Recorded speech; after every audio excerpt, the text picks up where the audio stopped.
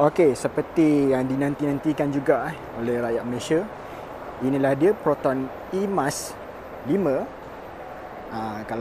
Kalau kita tengok, memang design pun dah berbeza. Cuma wrap ni lah nampak macam buruk sedikit kan. Nampak fancy semua, tapi ini baru preview saja. Kalau tengok kita bandingkan sebelahnya, iaitu eMAS 7. eMAS 5 ni dia kecil sedikit. Okey. Dan bateri pun dia lagi kecil sikit. Okey, kalau nak cerita dia punya pasal prestasi tu, boleh dikatakan umpama macam bawa Azia aje. Power dia taklah power sangat. Dia lagi sesuai lah untuk travel melalui bandar ataupun jalan-jalan jam, ataupun tempat-tempat yang macam sesuai lah untuk kereta ni. Dia kecil sedikit daripada eMAS 7. Nak jalan jauh pun boleh, cumanya sebab bateri dia kecil sikit, dia nak kena ada proper plan sedikit lah untuk charging.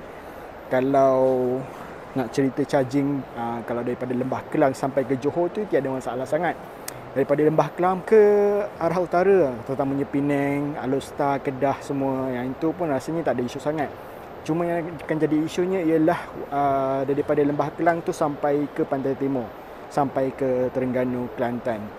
Okey, itu bawa charging. Dan kalau kita tengok sini, yang ni dia pun dah preview juga ni. Dia tutup dia punya rim dia.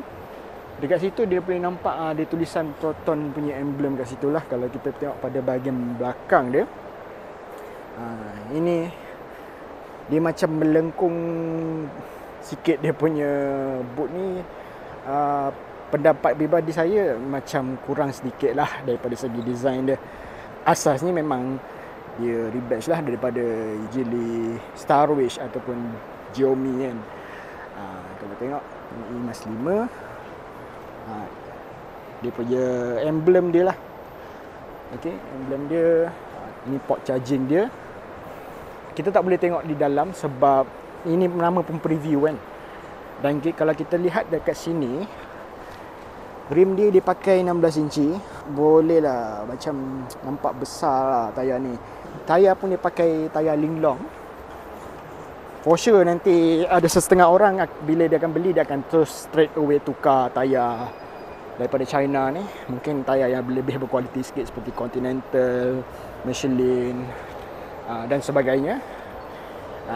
Ini rasanya ini sajalah kita dapat bawakan kepada anda. Tak banyaklah kita boleh cerita sebabnya dalam suku keempat tahun 2025 nanti barulah akan dilancarkan sepenuhnya secara rasmi Proton eMAS 5 ni.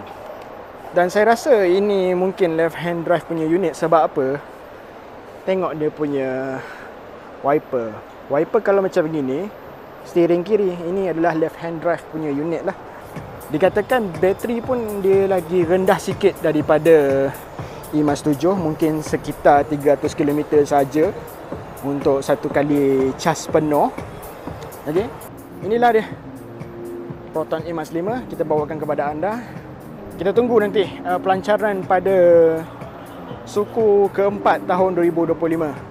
Jangan lupa untuk bantu saya dengan like, komen, share dan subscribe channel ni. Dan kalau anda nak memberi sumbangan melalui Super Thanks, dipersilakan di bawah video. Jumpa anda pada video akan datang. Assalamualaikum. Bye-bye.